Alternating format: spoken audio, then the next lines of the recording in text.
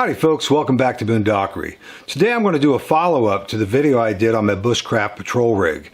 I'm going to be focusing on my backpack, which was level 3 of my 3-level system. The backpack portion of the level system contains everything I need to have for my camp.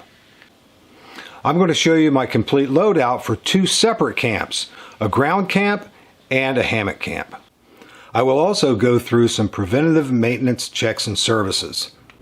I will also share with you some of the modifications I've made to my pack. And if need be, I'll show you how I make minor repairs to my pack. Today I'm going to be filming in my bushcraft laboratory, which is an excellent place for me to do all of my maintenance stuff and all my prep stuff that I need to do for my bushcrafting and wild camping. This is the backpack I use as part of my 3-level system that incorporates my bushcraft patrol rig. It's 30 liters, manufactured by Eagle Industries. I've had it for about 12 years. I've added 2 Molly water bottle pouches. It does everything I need it to do for the warmer months. When I get back from a weekend of wild camping, I'm usually hot and stinky, and the first thing I would love to do is to get a good shower, get some food in me, and relax a little bit. But I realize I have to take care of my kit before I take care of me. So what that entails for me is I take everything out of my pack and look at it, see if it needs cleaned. If it needs cleaned, I clean it. When everything's dry, I'll go ahead and put everything back away in my cabinets. The reason I do that is because I don't always take the same kit out. Sometimes I ground camp, sometimes I hammock camp. There's a lot of different variables that would go into that. But the most important thing is it gives me the chance to do is to look at the items in my kit. If there's a problem with one of them, I can catch it then and then do something about it with the time between then and the next time I go out. It's very important that I do that with my backpack because my backpacks are usually seasonal. This backpack is the one I'm going to be using for the warmer months, and I'm going to be taking that out a lot. So when I empty out my backpack, it gives me the perfect opportunity to give it a good thorough inspection. In the Army, we call that preventative maintenance checks and services. Just a very brief overview on how I do my PMCS, or preventive maintenance checks and services, is I inspect everything that's important to this pack. It's very obvious this pack has a lot of zippers, it has a lot of buckles, it has a lot of straps. So I inspect each one of those. When I inspect the zippers, I'm going to pull the fabric away from the zipper so I can see where it's connected. I'm going to double check to make sure that the zipper pulls the way it's supposed to, that none of the fabric on the inside has started to come free. And it's important to check where your zipper ends. Oftentimes, you get a lot of damage back here where the zipper pulls out and it can pull completely out, and then you have to repair the zipper. You inspect the webbing, you inspect the straps, especially where the straps are connected to the pack. You inspect the buckles for any type of wear or crack, and if by any chance those need to be replaced, you can buy repair kits. You go over your entire pack. You look at the fabric. Are there any holes? Are there any weak spots? Are there any areas to where the fabric is worn to where it looks like it might tear?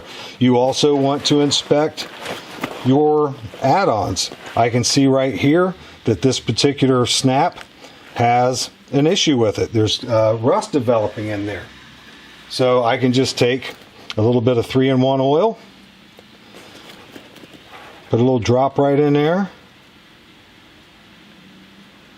and that's going to stop the rust. It's really important that you maintain all of your metal fixtures to your packs, because if you don't, they will rust. There's a little spring inside of this snap, as there are with most snaps, and if those rust out, the snap is worthless and you'll have to replace the snap. Now, I've just discovered something that's a serious issue. This strap goes around and helps compress my backpack. And this strap has pulled away from the stitching that holds the side panel and the back panel of fabric together. this is almost completely separated. Now, the only real way to fix this, for the most part, would be to split the seam and then to turn the pack inside out, push the strap back in through between the two pieces of fabric, and resew it. That's very time consuming, but it's the best way you can do it, and you can do this. If you do it by hand sewing, use a good leather needle and some decent thread, you could definitely get her done with no problem. However, I have this nice piece of fabric here that is more than durable enough to where I can go ahead and sew this piece of webbing onto that, and it will still be able to do the same job. So I'm going to go ahead and do that. Now I have a nice upholstery needle or leather working needle, and I have a length of 3-ply linen thread. So I'm going to be able to do what I need to sew through this piece of fabric to secure this piece of webbing. The first thing I need to do to that webbing is to go ahead and burn off any of the little fuzzy bits that are left, and it also prevents the webbing from fraying out any further than it already has. I used to do a lot of leather work, and I just happen to have the needle and the 3-ply linen thread that I used for my leather working to be able to do this. I'm going to try to put this as close to this seam as I possibly can, and then I'll start from the back section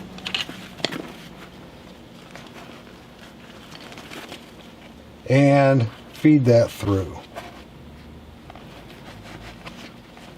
Now it is thick, but don't let that dissuade you. You can use a thimble if you need to, and if you need to, you can use a pair of needle nose pliers to pull it the rest of the way through.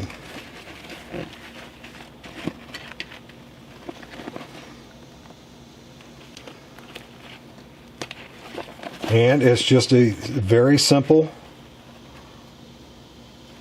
in and out stitch all the way across, back and forth. And once I get that done, I'll go ahead and show you how it looks.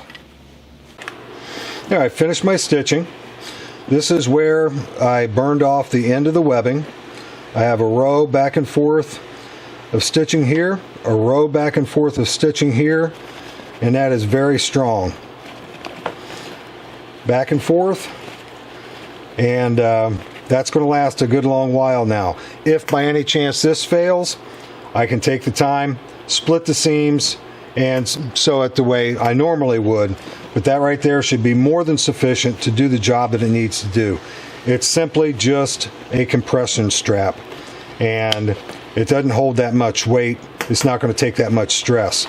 Unlike the shoulder strap, if the shoulder strap would have been in the same situation and I had not saw that and not repaired it, that would have been a significant issue. I always take a repair kit with me with needle and thread just in case anyway, but it's a lot easier to do repairs like that here than in the field. After inspecting my pack thoroughly, seeing any of the issues that were there and dealing with them now, I don't have to deal with them later. Now I can go ahead and show you some of my pack loads. Whether I choose to hammock camp or ground camp, this will probably be the water bottle system I take with me. It consists of 2 stainless steel water bottles, 2 stainless steel cups, 2 water bottle pouches I made, a scrubby, and a lid for my Pathfinder water bottle cup. One of the things I like most about my water bottle setup are the little bags I made. Just a simple tube of fabric rolled over. It has a drawstring channel and a little webbing handle to be able to shake things out. Just nest your cup with your bottle, drop it in the bag, cinch it up, Helps keep it compact, all together and quiet. With my Pathfinder cup system, I have the Pathfinder cup stove, Pathfinder cup, Pathfinder lid. I'll just go ahead and put the lid with the scrubby in first. The scrubby is going to help keep things quiet because it's going to separate the stove, the cup, and the bottle from the lid. It does a pretty decent job of keeping things quiet.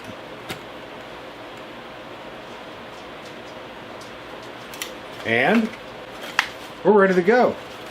If by any chance I need to get supper started, I've got my cup, my stove, my lid, my water bottle. I'm ready to go. I get it to wherever the fire is, open it up. I'm going to grab hold of that handle webbing I put on the bottom, and presto, everything I need out lickety split. The thing I like most about my water bottle bags that I made is they are so easy to get out of the water bottle pouches. I don't know if you've ever tried to use nesting cups with your water bottles and use these particular water bottle bags or pouches, but they are very difficult to fish all the other stuff out of the pouches because it's a snug fit.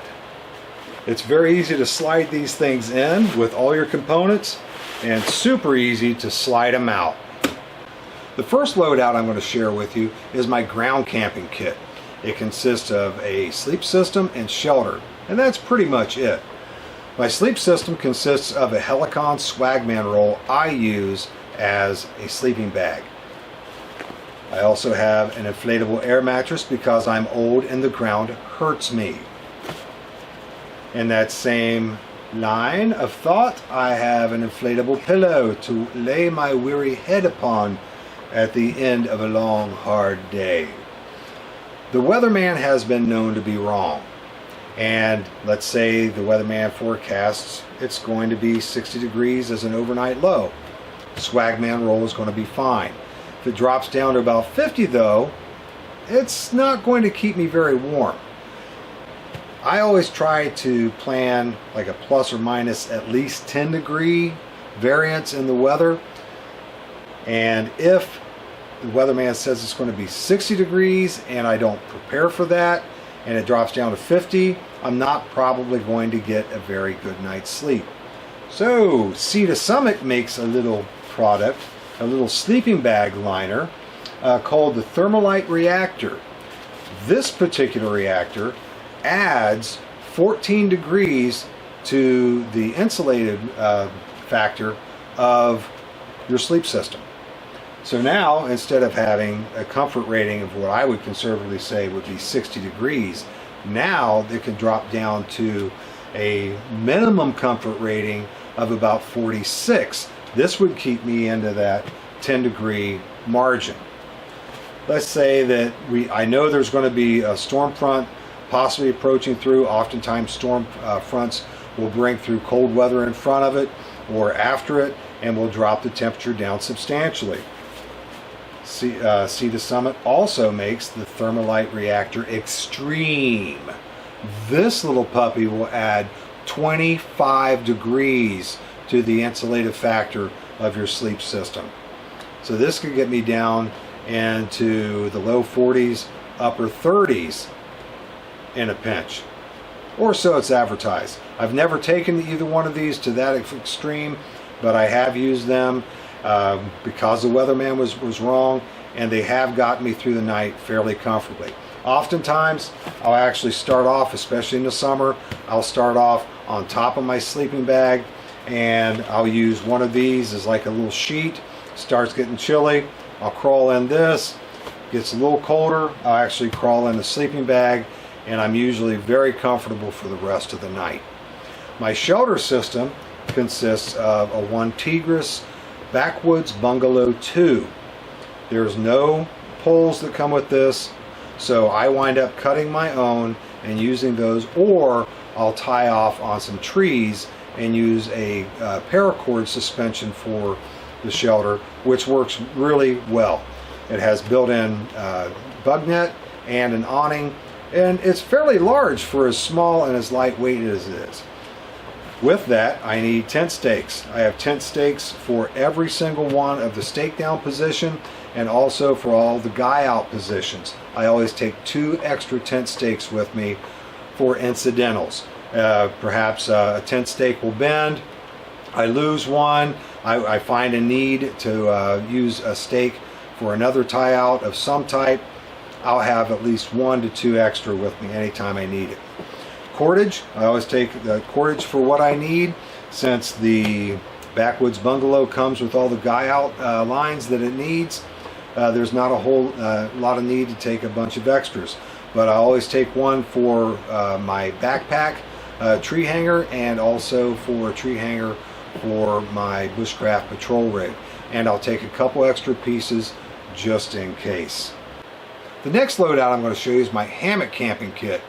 It consists of course, a hammock, my Swagman roll I use as a top quilt, a 40-degree under quilt, I have a bug net, my tarp, tent stakes, again with the same +2 factor in there, and all the tie out lines that I'm going to need for my hammock rig, with the +2 in addition to my tree hangers for my backpack and my bushcraft patrol rig.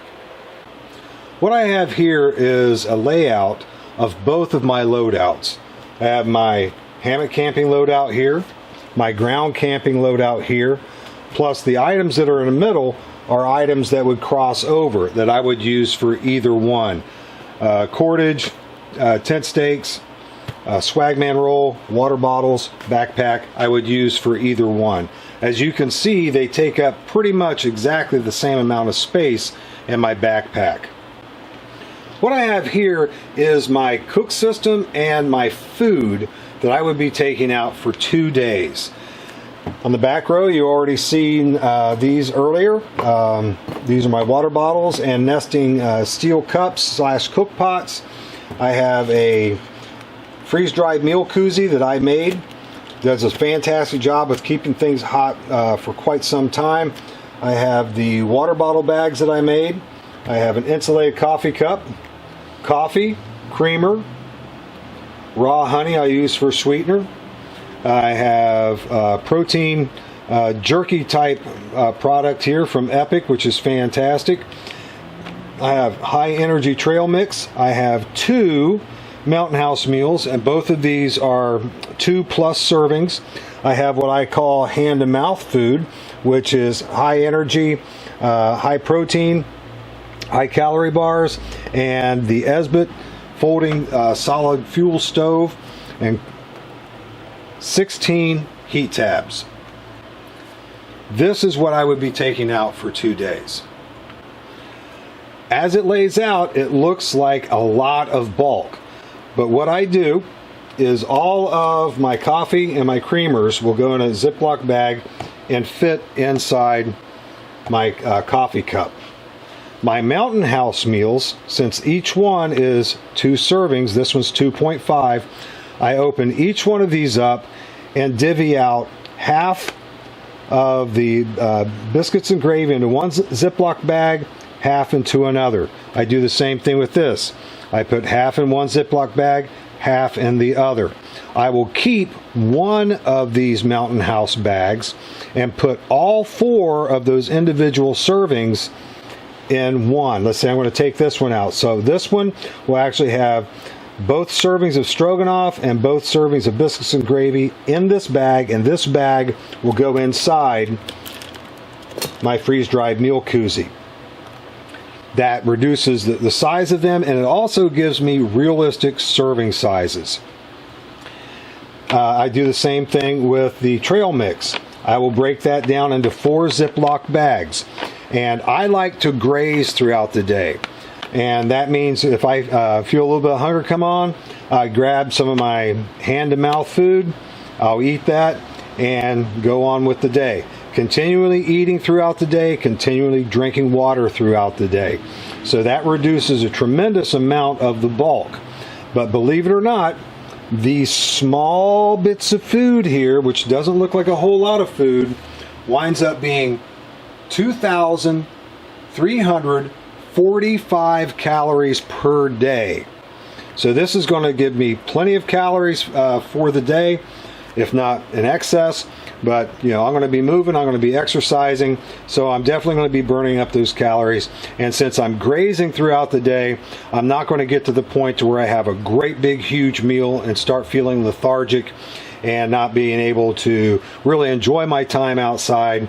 There's absolutely nothing wrong with a good siesta, but I want to enjoy the time I have in the woods to the maximum ability that I can, because I don't get that time very often. This is what actually is going to go into my pack. I've broken down the Mountain House meals. I have all 4 servings in here. I have all the coffee and the honey in here. Half of the jerky went into my Bushcraft patrol rig. Half of the Kind bars went into my Bushcraft patrol rig. Half of the trail mix went into my Bushcraft patrol rig. Once I have broken everything down, put everything where they need to go, this is what I'm going to be putting into my pack. I'm going to load my complete hammock kit into the backpack. That includes food, water, everything. So you can see just how quick and easily it fits into this pack. Start off with my underquilt. That's going to give me a good base. Get things started. Press that down in there. And as I press that up, I'm going to zip a little bit up so that creates a little bit of a freestanding wall. Next thing will be my Swagman roll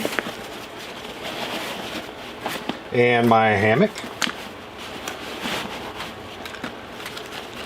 And in front of my hammock and my Swagman roll will be my tink stakes.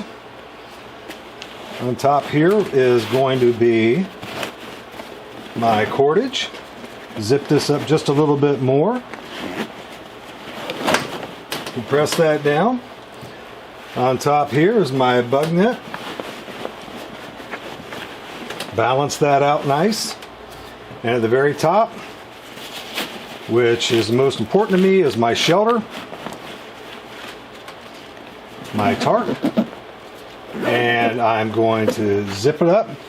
And one of the things that I like to do, I'm going to put it here so you can see it, is any of the double zips I have, I like to lock those in place and feed one of the cords in through the middle of the other and then right back through, and it creates a zip lock.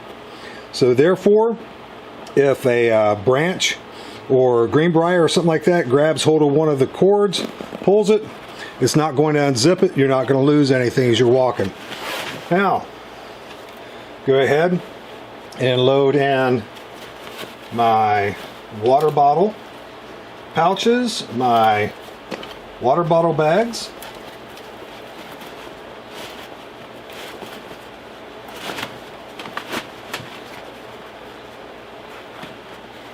zip that closed, and in that one I'm going to put 2 packages of solid fuel tabs. And the other one, I'm going to put my other water bottle bag.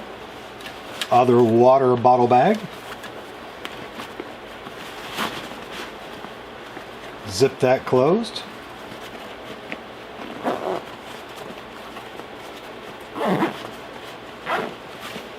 And in that pouch will go my folding solid fuel stove and another box of heat tabs.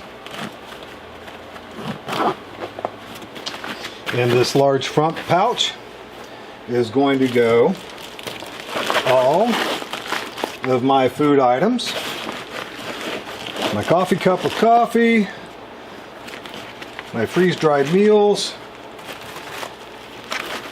2 servings of the trail mix, half of the kind bars, half of the jerky. Zip that up. Go ahead and lock my zips. And that's everything I need for 2 days in this nice, neat little package. I have 1 zip pocket here for incidentals. And as you can see with the bagginess, that I do have extra room in this pouch. And believe it or not, if I compress everything down, I still have extra room in the main compartment should I find a need to take anything out with me. Now, these 2 straps right up here, I added those. Let's see if we can see that.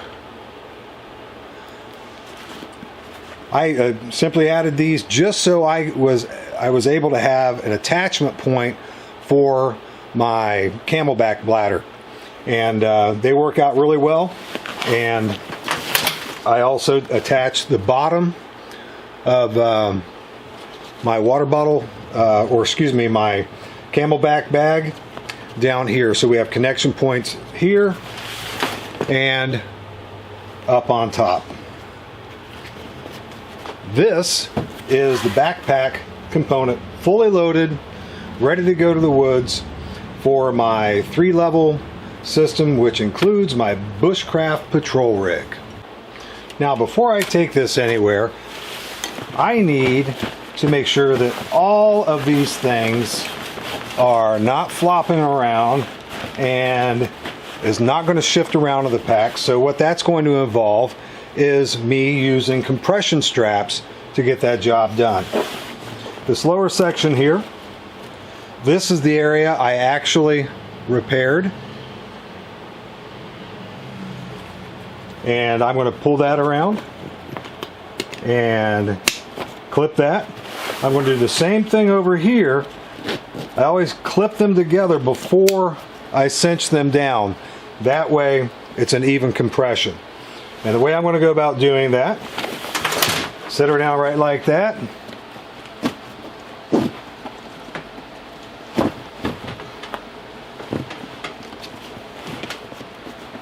And when you're pulling down both at the same time, it works out a whole lot better. Now, for the water bottle pouches, this pack was never designed to facilitate these water bottle pouches. So as you can see, the compression strap will not fit around the water bottle pouch. So I made my own compression straps. Some extra buckles I had laying around. I'll get that in focus there. Just a couple ladder locks, a buckle, and some multicam webbing. That will clip right here. Pull that around to the front. It'll clip there, and then I can pull that compression strap in. Got her too far in there. Pull that compression strap in to where I can cinch it down. And do the same thing there because I added those nice little compression straps on either side.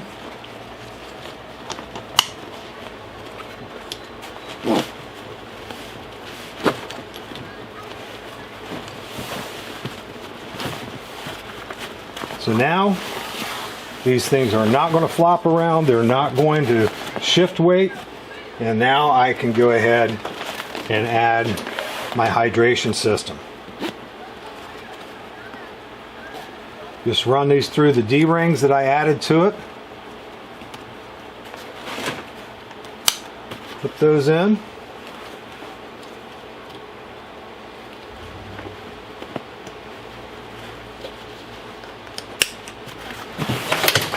Go down to the bottom.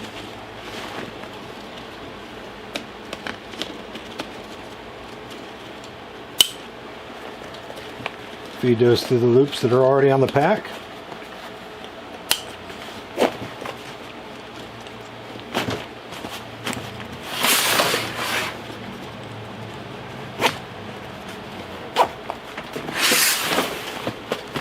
Now, that pack is ready to add to my bushcraft patrol rig and go to the woods. No, I'm not ready to go to the woods yet. I was in too big of a rush. I still have to connect my Camelback hose to my shoulder strap. I'm going to use a Grimlock to do that. And I always take a couple carabiners to act as my quick clips amongst other things, but they're quick clips for me to hang my backpack and my bushcraft patrol rig onto trees. Now, I'm not lying this time. Now this pack is ready to go with me to the woods. Before we wrap things up, I want to give you an update on the bushcraft patrol rig. I was able to replace two of the larger pouches that were a little cumbersome up front, and I replaced them with two smaller pouches that I was able to put everything in that I had in these pouches. I transferred a first aid kit to this pouch. A couple of the other items I put in the smaller pouches. I moved the Leatherman multi-tool to a 9mm magazine pouch. Fits in there perfect. And I was able to free up some space by moving the pouches around to facilitate a foraging pouch or a drop pouch. Jason from Element Bushcraft sent me some pictures of some of his rigs and gave me some ideas, and on his he has a foraging pouch that he made.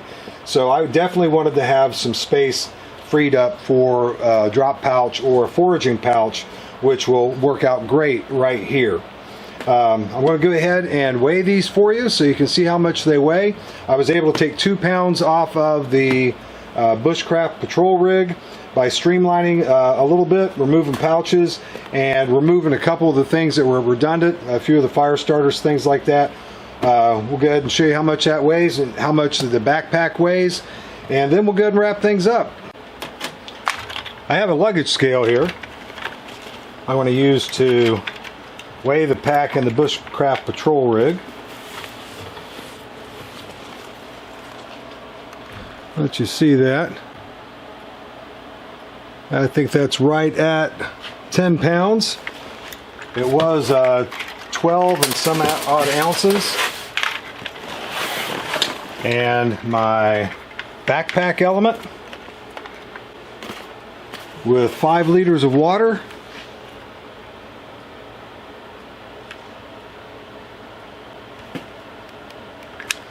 And that's right at 24 pounds. So that's 34 pounds total. I know that 34 pounds sounds like a lot of weight, but you have to remember I have 5 liters of water in here. That's 11 pounds. That's all weight that will eventually go away, definitely by the end of the weekend, so I'm not going to be packing out all of that weight. And another thing too is I usually go by a rule of thumb.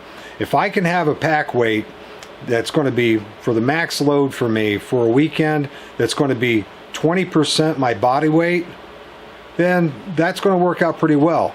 I weigh 200 pounds. So 20% of my body weight would be 40 pounds. So with that, rule of thumb in place, I'm still underweight by 6 pounds. On my video about my bushcraft patrol rig, I talked about my 3-level system. The last level of that system is the backpack, which is essentially my camp. I really like the fact that I can switch out different types of camp loads pretty easily, and the fact that both my ground camp and my hammock camp occupy just about the same amount of space. It makes things very convenient. So if you had any questions about what I keep in my pack, hopefully this video will answer them. Folks, if you like what I'm doing on this channel, please subscribe. And if you want to keep up to date on what I've been doing, hit that subscribe bell. If you liked what I did on today's video, go ahead and give me a like. As always, folks, thanks for watching, and I'll see you next time.